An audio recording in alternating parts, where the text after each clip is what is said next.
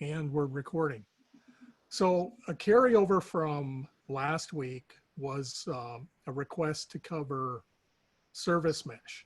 And I think people specifically brought up the idea, the names of Avi and NSX ServiceMesh, which are VMware products. Now, this is a delicate territory because under Kubernetes and CNCF rules, we cannot use this meeting for product pitches.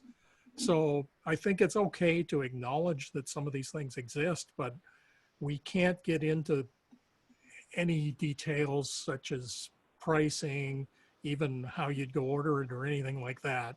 And we'll have to leave it at that, although I would invite any users on the call to go ahead and ask their questions, and we'll try to answer them as much as we can without crossing into commercial promotion. Just in case there are people on the call who are really rookies to the whole concept of ServiceMesh, and it could be people on the call or watching later on the video, I'm going to just kick off with a little bit of an intro deck. Let me see here. Give me a minute. I'm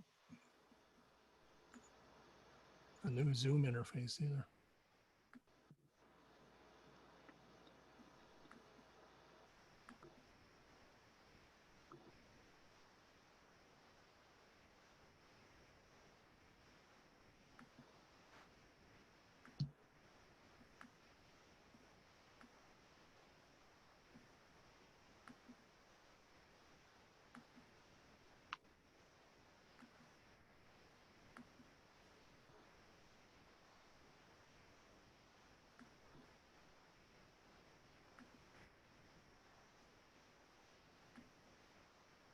Okay, can you all see that screen?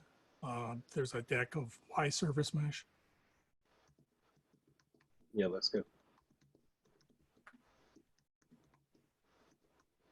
Okay, so the whole concept of ServiceMesh is we're dealing with a new world in the move to microservices. We've got a lot more items than it used to be with monolithic. There are a lot of these components, whether they be services or app components, that are very short-lived. And they tend to be deployed in non-deterministic places and scattered anywhere from on-prem to public cloud to multiple clouds. So this is one example of a service mesh. I'm going to focus on Istio just because I think that it seems to be the popularity winner when you're talking running service mesh in a Kubernetes environment. There are a couple others that are also popular, one by Console by HashiCorp and Linkerd, but this slide is specifically about Istio. The other ones are quite similar. Istio is open source with 65 companies contributing. I just checked today, the contributors, I'm putting this in the order of contributions by DevStats, where Google, IBM, Huawei, Red Hat, Microsoft, AWS, VMware, Tetrate, Cisco, and there's many others to get up to that full 65. The goal of Istio is to abstract networking out from under the applications and the services. The features provided by Istio fall into these four categories of connect, secure, control, and observe. There's a lot behind each of these four categories. Not everything is listed here. And you can just read them, but I'm not going to regurgitate these to you. What's new? Why would you use Istio? Well, the old model was that you would integrate app code into your app, the actual code to engage in network communications along with the associated security. These were typically not something you do from scratch, but on platforms like Linux, you'd link in libraries to do this, but bad things would happen or labor intensive things would happen when you'd have version creep of these libraries, you know, you might have one for SSL, another for whatever your network protocol is. And each of these have codependencies on versions. Each of these have security patches coming out all the time. They're not necessarily very easy to use. And you'll find that your typical app developers are not going to be networking or security experts. Because of this, mistakes are going to get made and bad things happen. So the new model with a service mesh is to get the network code out of the app and service. On Kubernetes, the technique commonly used is what's called a sidecar, where it's running in a container alongside your app or service, but not in the app or service code itself. And the code in the sidecar is maintained by networking and security experts. So with Istio, this sidecar would be Envoy. And in Kubernetes, like I say, it's injected into a pod. There are ways to use this outside Kubernetes. So not everybody has the luxury of starting greenfield and having all aspects of your services and containers in containers running under Kubernetes. So if you've got legacy things, what can you do about that? Well, it turns out, at least with Envoy, you can have a sidecar-like option where it's installed as a service running in a Linux VM. You do have this separation. You'll see the categories here that you can still do. This is called mesh expansion. Not as well documented, certainly, as using it with standard Kubernetes containers, but it is possible. So you can put your microservices, your apps in Kubernetes. You can have legacy stuff in VMs and have these things interoperate with all the features of service discovery, security, observability, etc. Some challenges with service mesh, and some of these challenges are being taken on to varying degrees by collateral open source projects or maybe meshes themselves, but service mesh really kind of presumes some underlying infrastructure, such as a load balancer, a firewall. It doesn't do literally everything from point to point. So this integration is something that's an open subject. Federation across meshes. You might have a mesh located in vendor A's public cloud, a second one in vendor B's, another one on-prem. How do you tie these together? Supporting apps run by independent organizations. By that I mean, and this is maybe not that new in the financial sector, but you might have an app written by a retailer who needs to deal with a financial institution, and you don't have a common organizational domain with integrated trust. But there are still techniques possibly to get those things to interoperate. How would you do that with service mesh? Moving on, supporting, you know, the Istio service mesh originally took on HTTP protocols, but the same concept of a control plane, observability, monitoring, security applies to non-HTTP protocols, messaging protocols like MQTT, for example. There are open source projects that maybe aren't as fully evolved as something like Istio that are trying to operate at with different protocols. Another issue is integration with the lower level network tier. I think by design, Istio is designed to work with whatever CNI you happen to bring to Kubernetes. But in many instances, it's useful to have integrated policy and observability between the underlying network layer and the higher level HTTP protocol stuff that's going app to app or app to service. Also managing this when not everything is hosted in Kubernetes. And finally, it's non-trivial with many or most of the current service meshes to do the initial install, keep it running, and keep it updated. So supporting the full life cycle management of the mesh control plane itself can be a challenge. You know, you can meet it maybe by improved designs or by coming up with as a service type offerings. So that's it for my deck. I think what I'd like to do is turn it over to Deepa to make any corrections to what I just said and maybe add a little more color. And then what I'd like to do is open it up for specific user questions. I know Bryson, I think you had a few, but Deepa, can you go introduce yourself and Sure. say whatever you like? Yeah, so I'm Deepa and I work for the VMware, specifically in the Tanzu ServiceMesh team. I initially started off as one of the early engineers helping build out the product, and recently moved on to product management.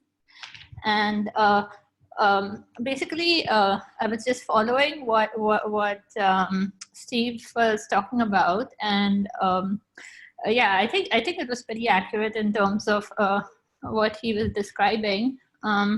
I believe there were specific questions around Tanzu ServiceMesh. So maybe we can. I mean, the way we could go about doing that is if users in this group have specific questions, I can. Yeah, maybe Deepa, before, let me point this out too. When we ended our meeting last month, this question was actually about NSX Service Mesh, but that's actually been renamed. So that's, you use the term Tanzu, but maybe people in this meeting aren't even familiar with that rename that took place. And yeah, so I think Bryson had asked about Avi Service Mesh as well. Bryson, why don't you take over here?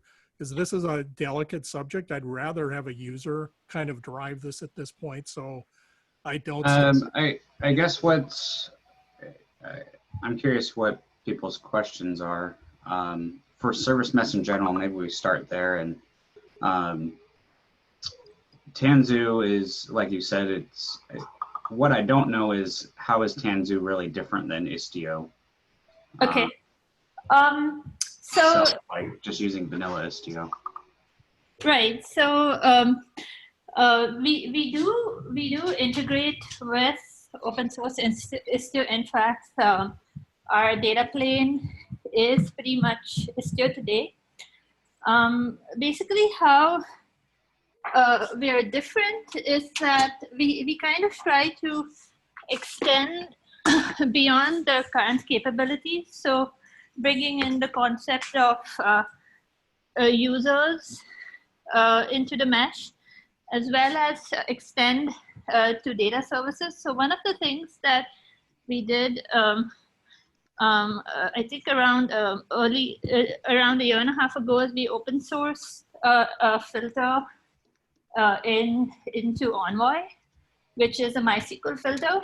So basically the idea behind that is to also kind of not only capture the metrics for database activity, but also be able to apply policy based on the transactions that are kind of flowing through the microservices. So that's basically how we differentiate from open source Istio, kind of trying to bring about the users. Is it fair to say that the Tanzu Service Mesh is Istio, in that you didn't remove anything from Istio, right? Or? No. So so let me do one thing.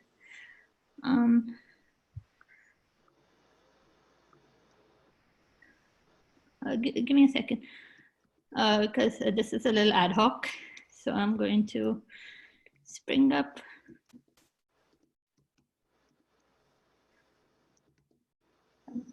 So while I'm trying to find that slide, so TSM is comprised of a couple of components.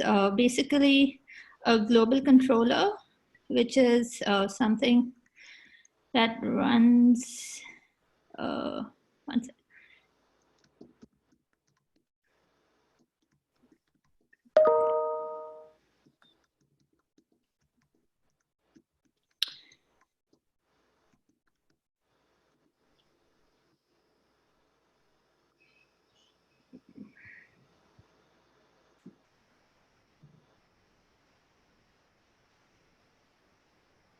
You see my screen?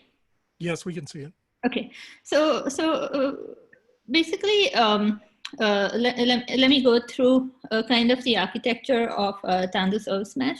So we have a global controller that's essentially a SaaS and also could run on-prem. And this piece is part of a product and is delivered accordingly. But on the cluster side, Tanzu ServiceMesh data plane is open source, and whatever we deploy on the clusters is pretty much what's out there in Istio.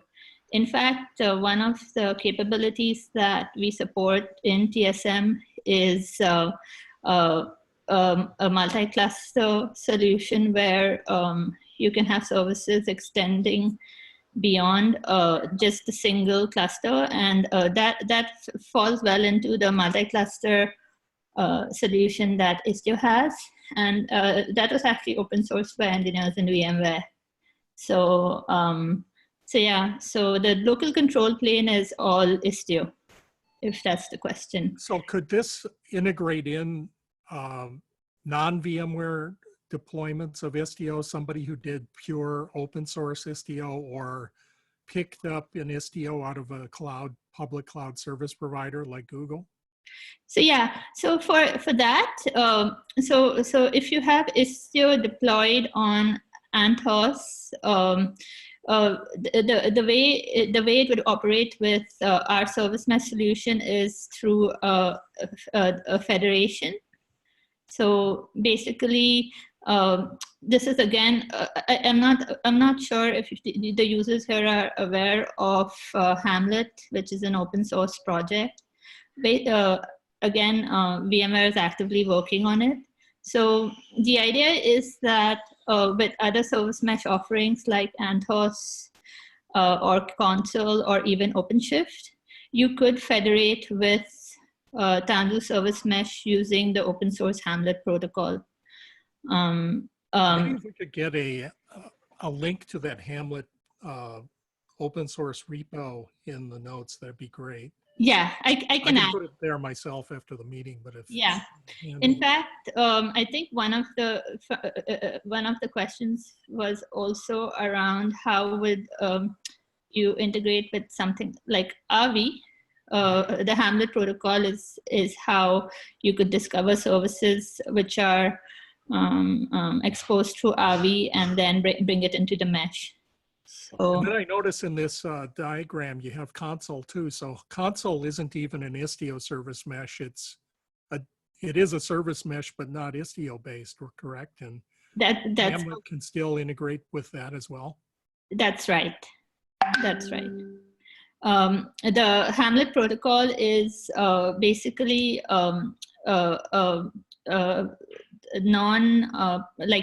it's vendor neutral.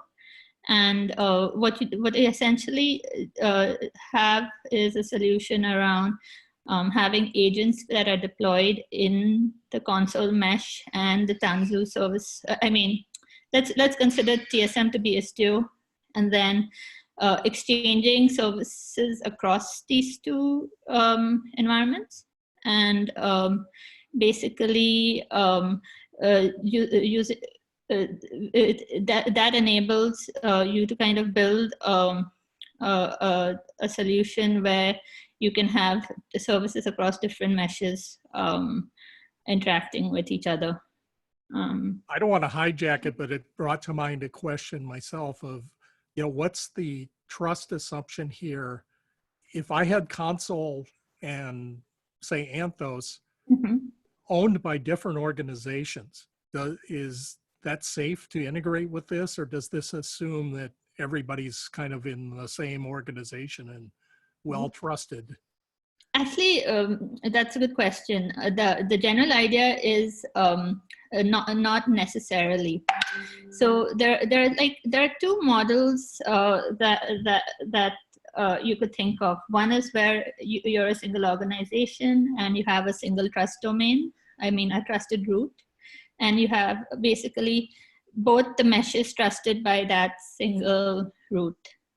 That's one solution where you can federate using a single trusted root. But we are also working with SkyTail on using a federated identity model. So this is another open source initiative that we are in discussion with the SkyTail now, and the folks are now in HP.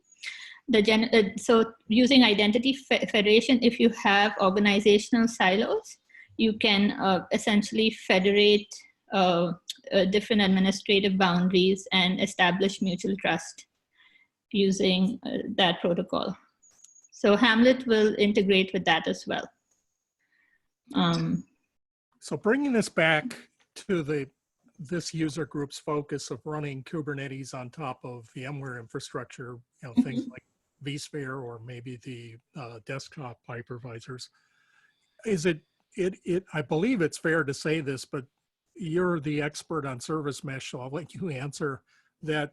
This is agnostic as to the network implementation through the CNI, so that so long as vSphere supported a network implementation down at the VM level, this stuff should just work. You're not locking yourself into a kind of a particular L2 or implementation of your networking. Is that true?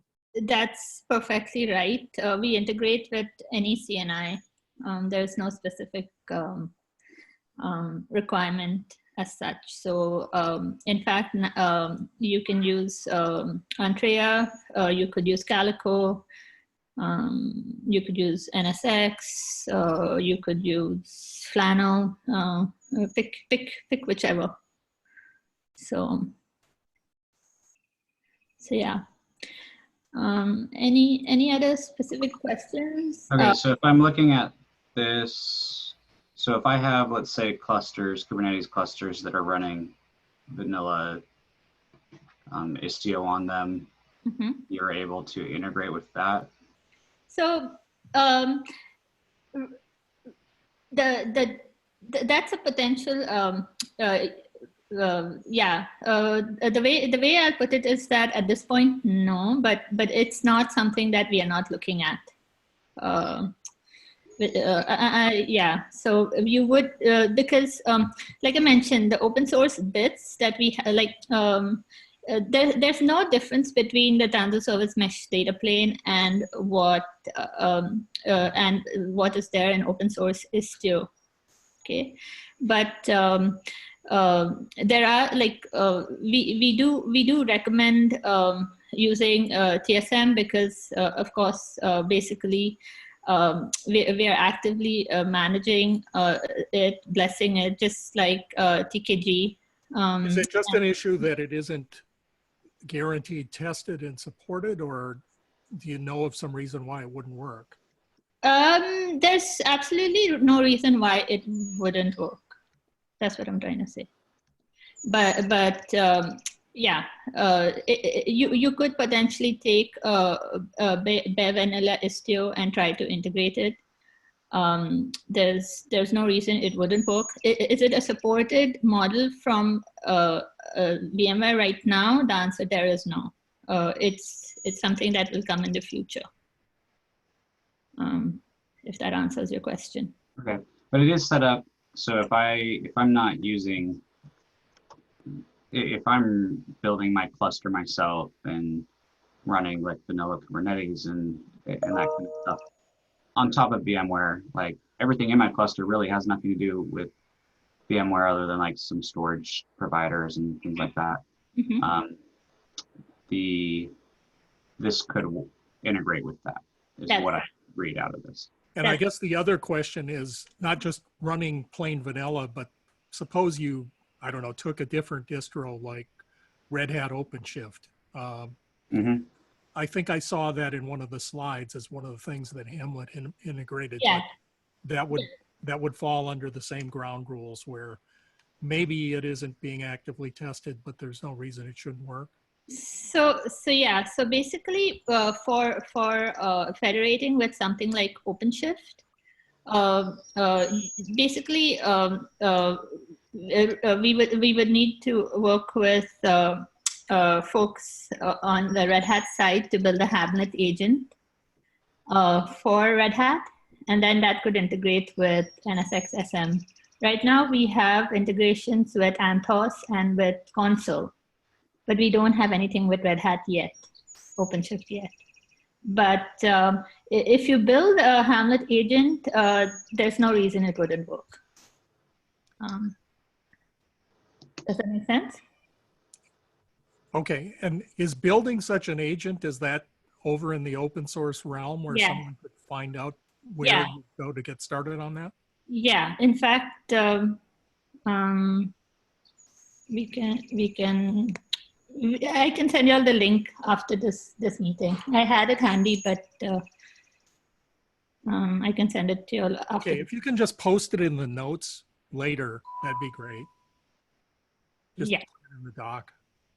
Sounds good. Yeah, I can do that. Let me send it after this meeting. I don't have it right now, so. Yeah. Any other questions? Like any specific questions? Yes. So I have a question. I'm trying to understand the relationship between this and NSXT. So am I to see this as this replacing NSXT inside VMware's Tanzu Grid, or is it complementary? Where do they? How do they relate to each other? So NSXT would be at the infrastructure / CNI layer, and this solution complements it. It doesn't replace it. So L7 policy. I think all L7, like any of the policies or connectivity for services, TSM will enable that. But anything layer 4 and below, NSXT and Antrea will enable that. And there are also some future capabilities where the two would be integrated together as well to kind of provide a unified policy solution, if you will. But right now they're complementary, and I mean, they will always stay complementary. So Robert, the idea is that NSXT is really the underlying networking infrastructure thing. You can plug it in as a CNI to Kubernetes. You can also use it to do old school legacy VM to VM networking down at the L2 layer. And you don't have to use NSXT. So the ServiceMesh is agnostic as to the underlying network implementation. Deepa brought out Antrea. That's a full out open source networking implementation based on Open vSwitch. And just as a call out, if somebody isn't familiar with Antrea, I caught that Cloud Native Rejects online conference yesterday, and there was a great presentation on that. I don't know that they've published the recordings yet, but that was a good, I think the talk was on Open vSwitch, but it got into Antrea. And that is a full open source cloud native networking infrastructure layer. There's things like Calico and Flannel, a few others as well. Did that answer your question, or do you have follow-ups? Yeah, that's good. Thanks.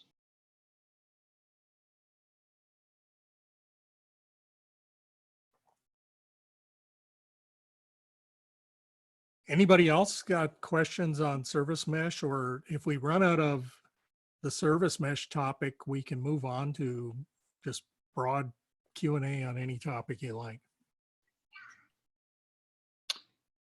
Yeah, feel free to Slack me if you all have more questions. I'll also post the links, the one on Hamlet, and maybe even Antrea. That would be a good another one to look at. So.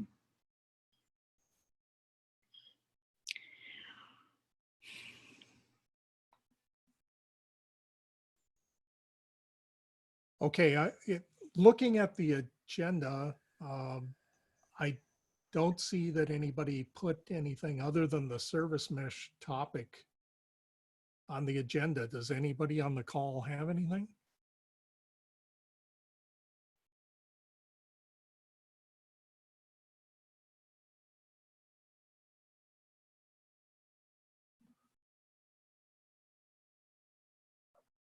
Okay, if we're running out, I think we'll end up just ending this meeting early, but last call, we're open to anything. Well, I was a little hesitant. So my understanding of what ServiceMesh does is pretty meager by the sound of it. So I have some homework to do, but maybe for someone who really is not familiar with the networking things that a service mesh adds to kind of like a multi-cloud type of environment would be helpful. I mean, my context and my understanding is kind of limited to, the on-premises vSphere type environment. So I'm trying very hard to understand what service mesh adds and how it's complementary to, say, Well, NSXT. I think a few of the issues, there's the concept that in theory, your app developer doesn't even writes as if you're talking safely. All your stuff is coming from localhost, if you will. This is maybe a bit of a oversimplification, but you can just throw all concerns with it out the window and assume that something else magically took care of it. So an Istio service mesh has a component that even manages TLS certificates for you, so that the workload of putting those in place and keeping them up to date is managed by an external service, and that you can write your code just ignoring the need to put an implementation of that kind of stuff in the code itself. Now that's from the app developer's perspective, then it takes things off your plate, but still gets the job done. From a bigger ops perspective, rather than a dev perspective, it also gives you observability and management of policy, at a declarative level, so that you can standardize your security policies across broad swaths of your organization up at a control plane. And then if you run into situations where you want to do monitoring of, hey, who's consuming the bandwidth, who gets priority, a service mesh can manage that for you too. The triage when people are trying to use more than you've got, and who gets what share. It can manage that kind of thing. It can also manage deployments that are popular in a microservices architecture, where you might do canary testing of rolling out a new version of an app, but you don't want to go 100% flip over from version 1 to version 2. Maybe you want to test it to make sure it's good before you fully roll it out.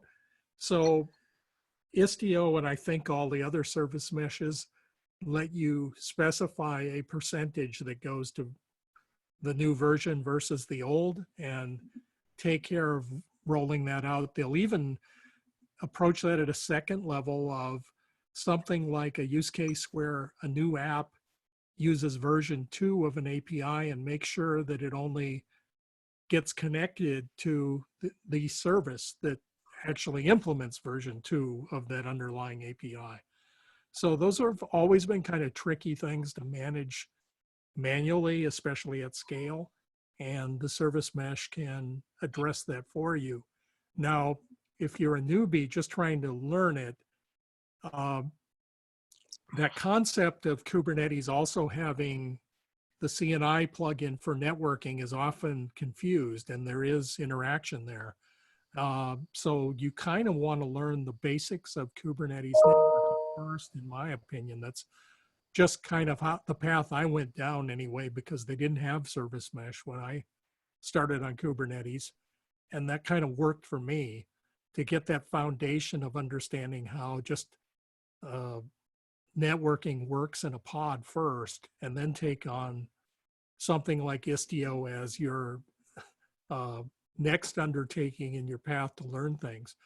Some good resources are probably to look at past presentations at KubeCon conferences, and maybe you have to go back as far as a couple years ago to get the 101s, because I think a lot of the talks in the recent KubeCons have moved on to more deep dive topics and less of the 101. But if you're looking for 101, even though Istio has been changing, I think a lot of it is perfectly fine. Maybe others have recommended things for Robert on where you can go to learn more, and maybe you can add some color to what I just said. Yeah, if you're interested in Istio specifically, there are some tutorials out there that you can kind of use to understand some of the use cases. Steve mentioned a few. Basically, kind of trying to enable blue-green deployments tied to your CD pipeline or access policies as well. The question that you specifically asked around how does Istio help you with having on-prem clusters and maybe a few in the cloud as well? So that specific piece is solved by the multi-clustering solution that I mentioned. So basically, the general idea is that you should be able to discover services across different clusters and have them connect to each other. So the end-to-end encryption is all TLS, and the idea is that Istio has the capability of inserting an ingress and an egress gateway as attachment points to your cluster. So generally how the traffic flow would be is that your Sidecar service would try to connect to a globally named service in a different cluster, and the traffic would be routed all TLS encrypted through those through the ingress and egress gateway down to the other cluster. So Istio enables that as well, and TSM operationalizes it as well. So that's how I would answer your question specifically. Have a look at the multi-cluster solution in Istio. It'll give you more an idea of how that works. So. Yeah, I wish I could tell you it's easy. I mean, it's easy in that it relieves you of a lot of the hairy issues of getting stuff to work in the new world. But Istio itself, I think, has been criticized a bit on it being fairly complex to set up. I have managed to even set it up if you have a powerful laptop with a lot of RAM, and you're just trying to learn it in a home lab. It is possible. I think I'd want a laptop with 32 gig of RAM, but and 16 might work, but it is possible to play around with this if you really are of that style where you want to dig in there and get one running yourself. One of the things that's interesting is that it attempts to manage a whole app-to-app, endpoint-to-endpoint connection, but from an ops perspective, there are some things that are a little tricky when you try to move this on-prem. Maybe it's a well-trodden path when you're in a public cloud, but things like, in reality, these network connections might arrive at a physical location, hitting a firewall, going to a load balancer, and maybe in traditional non-service mesh through an ingress onto pods with some routing. Istio will take on a piece of that, but not all of it, so that when you deploy it on-prem, you may have some work to do from an ops perspective of getting a load balancing solution in place. Bryson, I think you and I have discussed that a little. Maybe could you talk about what your perspective is on service mesh with regard to using it on-prem and what the collateral things that you have to put in place and manage might be? I mean, for us, we use Istio, and we're not fully using all of the capabilities that Istio has. And I'm not specifically the person over that area, so I probably shouldn't get into all the details. But I mean, you can use Istio just even as a you can use parts of it without using all of it. It's quite complicated. I would say that. The question, like Robert, back to you on like why you should use it. I think that's the first question you should ask is why should you use it? Do you really have a need to use it? It's quite a big buzzword, ServiceMesh right now. So there's a few different things. So that's the first question I'd ask is, do you need it? And then there may be parts where you need part of it, but you don't have to use all of it. Mm-hmm. And so one of the things that I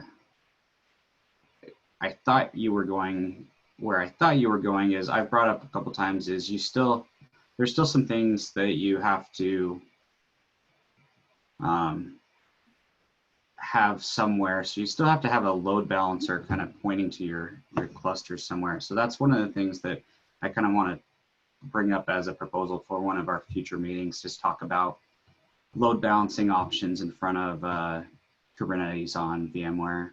So we have different types of load balancing on our public cloud than we do on our VMware Kubernetes clusters.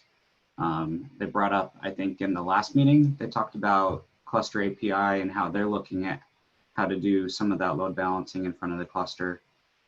So sorry to segue your question, but that's kind of like something that I think would be beneficial to everyone in a future meeting. Yeah, I mean, this gets to exactly where my confusion kind of starts to come in, because I mean, right now, if I do PKS or I do just Kubernetes on vSphere with NSX underneath it, NSX will do things like load balancing for me, but in most of the designs you make, it's all very cluster specific.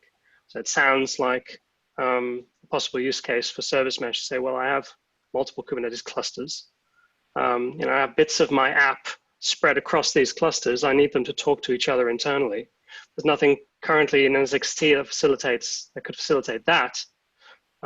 So I'm starting to understand that this stuff is more kind of like a higher level abstraction. Like you could stretch all the way to public cloud if you needed to. Yeah, in a way, it's an abstraction, but it does attempt to reach out and control external things. It's just sort of like, if you look at Kubernetes itself in the L2 with regard to ingress, there's an abstraction for ingress, which opens up a path to the outside world into things you've got running in Kubernetes. But Kubernetes inherently doesn't implement the ingress. It simply puts in place a structure where you make a declarative statement of what ingresses you want. Some code has to run separately that monitors what your statements are and makes the world comply with what you said you wanted. Now, with regard to ingress, a lot of the solutions that are popular can actually be self-hosted in Kubernetes, but they don't have to be. So you can have ingresses based on traditional legacy, let's say, hardware iron solutions for that. And I believe with load balancing, it's the same scenario. There are some options that could be self-hosted on Kubernetes, but there's others that maybe you've had in place in a data center for years where somebody would still have to write, I think, the adapter code to make this happen, but it can be done. I know I had personal experience with using a load balancer called MetalLB, and I'm by no means an expert. The only reason I even got into this was that I did a talk on Istio mesh expansion, using it to connect Kubernetes workloads to VMs at an open source summit last year. And I wanted to get a demo going for the talk that I could run on my laptop. And I went down this path of using a desktop hypervisor to stand up Kubernetes plus Istio. Found I also had to stand up a load balancer. And Bryson's right, there's a lot of moving parts here. You do finally reach an aha moment, but there's a lot of stuff to learn to get this running. Yeah. So there are options there. There's using Contour as ingress. There's RV as ingress into your mesh. These are kind of the load balancing options that you could potentially integrate with. And I believe through Cluster API, eventually there should be a way to launch a cluster and specify which ingress you potentially want to use. Now, going back to what you mentioned, yeah, this is a layer on top. ServiceMesh does mandate an infrastructure load balancer. You could potentially use MetalLB as Steve mentioned. Contour is another one. RV is another one. So yeah. Yeah, they talked about, I think in Cluster API meeting for VMware last time, they talked about using Keep Alive D for a bit along with like HA proxy. Yeah, that's another option as well. So there's a few options. I think that's kind of like enough topics there to maybe talk about in another meeting. Okay, Yeah. we'll do that up for balancer in front of it. See who I can line up, or maybe Deepa, you could talk about it, or know somebody in the. So yeah, so for that, let me find the right person.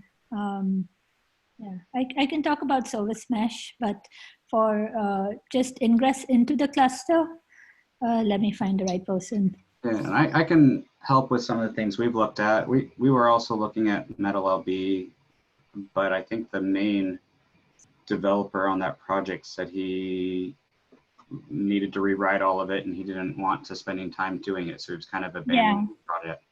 Yeah, so here at VMware, I think basically the team has been looking at Contour, HA proxy, as well as RV as solutions. So maybe someone can come and talk about that. Yeah, that'd be good. Yeah.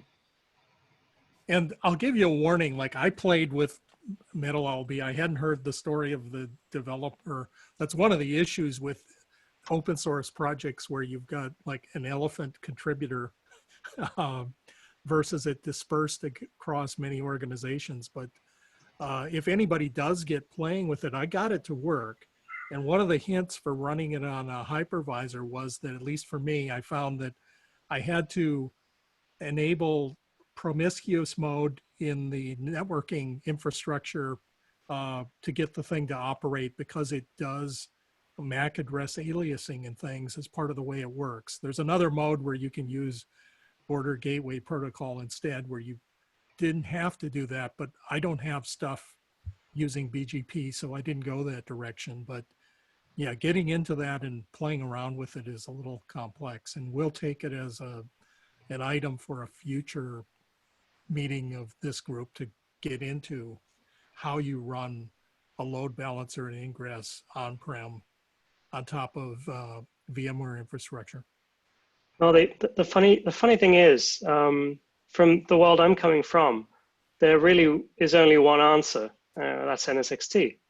So it's really interesting to hear all you guys mention every single other way of doing ingress load balancing without mentioning the product that I think VMware kind of pushes as the solution for that kind of stuff. And I can't imagine that it's different in Tanzu Grid, though. That isn't open source, so we're... Yeah, no, I get that. Off in that direction. Not only that, I mean, I think many people have some VMware infrastructure, but are also dealing with public clouds. And there might be some attraction to having something that is a little more consistent from one place you touch down to another. So yeah, let me see if Manish or someone from the RV team can come and talk about their ingress solution. They have a cluster level ingress solution for RV. which you can potentially consider. So, and the other option is also Contour. So someone from that team also can join. So I think we'll get some speakers, but I'd like to reach out to any users out there or anybody who's kind of in an arrangement where you're representing users as a consulting organization to give us some tough questions in advance, because it helps make the talk a little more focused to, if you've got war stories of things where you couldn't find a good solution, or users are welcome to talk as well. If you have found a solution that's great, please drop it in the agenda so that, and anything you want to talk on yourself. But yeah, let's line this up for a future meeting. Okay, we've got 3 minutes to go before the top of the hour. Any last minute topics people want to bring up? Robert, I'm just curious. I know KubeCon Amsterdam got rescheduled. Let's hope that works out well. But it was due to be going on now. And I know you had your social planned as a venue for a face-to-face meeting if the user group members had been in Amsterdam. Did any of the locals actually meet for that, or is that banned, that kind of thing now banned under the? I had to cancel it completely. All cafes and restaurants are closed. Okay. And you're not allowed to gather. So we're all in lockdown. So it wasn't going to happen anyway. But I think Keith is just on the call. No, he suggested I do it virtually. I would if I had a corporate Zoom account that doesn't kill you after 40 minutes. I might still organize something like that in the coming month or so, just for fun. Just do a Zoom version of it. Yeah, let us know, because I'd certainly join in as just a pure social get to know each other thing if you want to host it. Yeah, the main point was to get kind of this community and the more traditional, shall we say, infrastructure community, the vExperts and people like that together, and network. So we can still do that on Zoom, I think. I'll think about how we can do it. Okay, sounds great. Well, if nobody else has anything, we'll close the meeting then. So thanks for joining. We've got a few people who are going to add links to the agenda notes document, so you might be able to find a little more in a day or so if you go look there. And then when Zoom gives me the recording, I'll put it up on the YouTube channel if you want to tell your friends about whatever happened here. So thanks for joining, everybody, and see you next month. Thank you very much. Thanks, Steve. Thanks.